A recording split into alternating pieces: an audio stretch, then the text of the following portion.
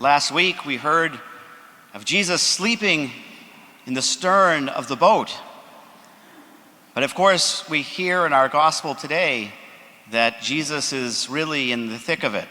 A crowd is pressing upon him, and he's definitely not sleeping.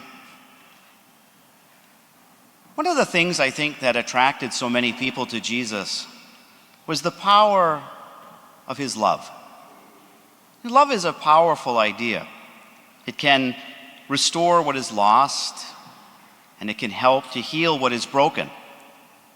When we are overwhelmed in life, when we face moments of despair, it is oftentimes that an act of love by a friend or a family member or even a stranger has this power of bringing calm, or at least a semblance of calm, to whatever situation we're facing. And of course, our world is filled with moments of despair. We need only turn on the television to see the innocent who are victims of war or suffering from illness. Despair is something I think that all of us can identify with. There are times in our own lives that we face challenges that maybe bring us to a breaking point, and we just need the love and help of others and, of course, of God. But you know, Jesus' love teaches us something very powerful, and that is that despair and sadness do not have the final say. The restorative power of Jesus' love promises us that even in the most bleak of moments in our life, that God is with us and present and wishes to bring calm to our lives. I suppose that is why when people talk about God, they often say that God is love. Not that God loves people, not that God is this sort of imaginary thing that maybe our society calls love, but that he is love. And that everything that God does, therefore, is shaped by that restorative love that is such a part of who he is. You know, our scriptures today show that restorative power alive in the lives of two women. In the Gospel of Mark, Jesus, of course, is walking in the crowd, and he is approached by a synagogue official, Jairus, who tells him that his daughter is at the point of death. Now, we don't know very much about the two women in this story. We know that one is close to death, and we know that the other woman in the story has been suffering from hemorrhages for 12 years. And even though she has spent a great deal of money going to doctors, that it hasn't gotten better.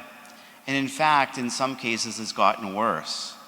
I can't think of any events in the lives of a person or a family more challenging, more wrought with despair than the two stories that are here in our gospel.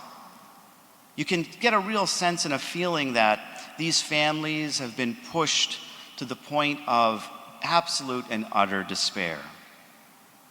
Now, of course, both of these women have lost something. They've lost a part of their human dignity. The woman who suffers from hemorrhages, she's literally suffering a type of social death.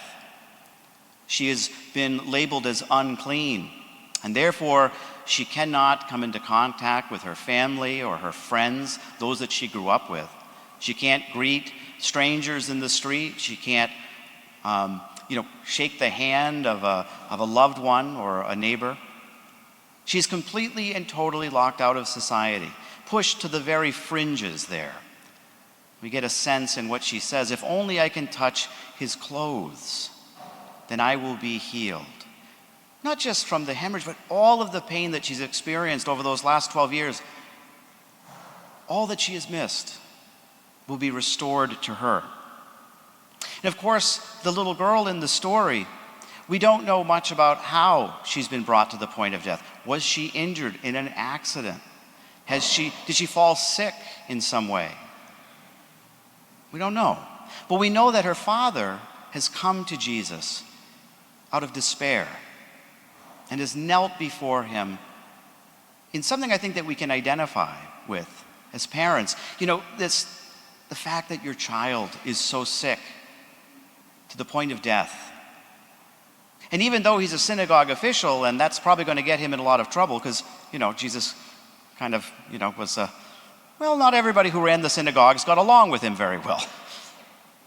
But it's his faith, right? I think the thing that binds these two women together in our scriptures is faith. Jairus has faith that Jesus' love will restore his daughter to health. And the woman has faith that Jesus can heal her and restore her to her family and her community. And that's powerful, very, very powerful. So, of course, we see that at times, even in these intense moments of life, that there are moments of kind of a humor that are sprinkled into our gospel. I guess that's true of life as well. I think back to when my grandfather passed away, and he always used to tell us never to park our car across the street because one day we were going to get hit. And of course, we always just laughed about that and said, well, that's never going to happen. And then, of course, on the day of his funeral, what happened to our car? It got hit. It made us laugh. I mean, we were in a lot of pain. But of course, it was that moment there of like, I don't know, it kind of brought some calm to us that our car would be, hit. And, he was right. We see that in our scriptures, though, here, right? Jesus is walking through the crowd, and of course, people are pressing upon him. And, this woman in desperation, she reaches out to touch him, and he stops, and he says, "Who's touched me?" And you can just imagine the disciples who are, probably trying to push the crowd back, and they look back at him, their eyes wide, and they're like, "Are you kidding me? Everybody's touched you," right? But of course, that's not what Jesus is talking about, is it? Jesus is talking about that person who needed him. Not the people that came to see a healer or, a teacher who was causing a lot of difficulty and trouble, or a celebrity. Not those people, but somebody who really, truly at that very moment needed him. And that's who he wants to see. That's the person he wants to reach. And I think it's because he wants the woman in the story to know that he sees her, that he knows her suffering and pain, and that God is with her. So important, such an important part of the message in our scriptures. And of course, we're brought to that point in the scriptures, and then all of a sudden, somebody comes from the home of Jairus and says, "Your daughter has died." In other words, your last-ditch effort is come to nothing. And just imagine in my mind, I see Jairus sort of crumble like a father before the feet of Jesus in weeping and in despair. And Jesus' message is such a powerful one. You can almost see Jesus reach down and pick up Jairus and say, "Do not be afraid. Have faith, and let us continue on to your home."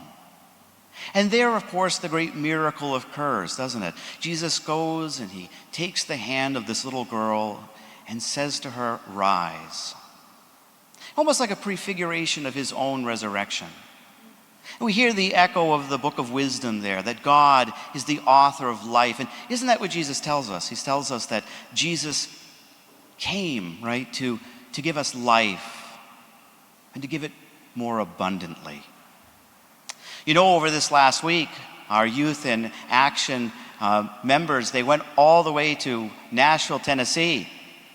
And there they worked on a home that was much in need of restoration.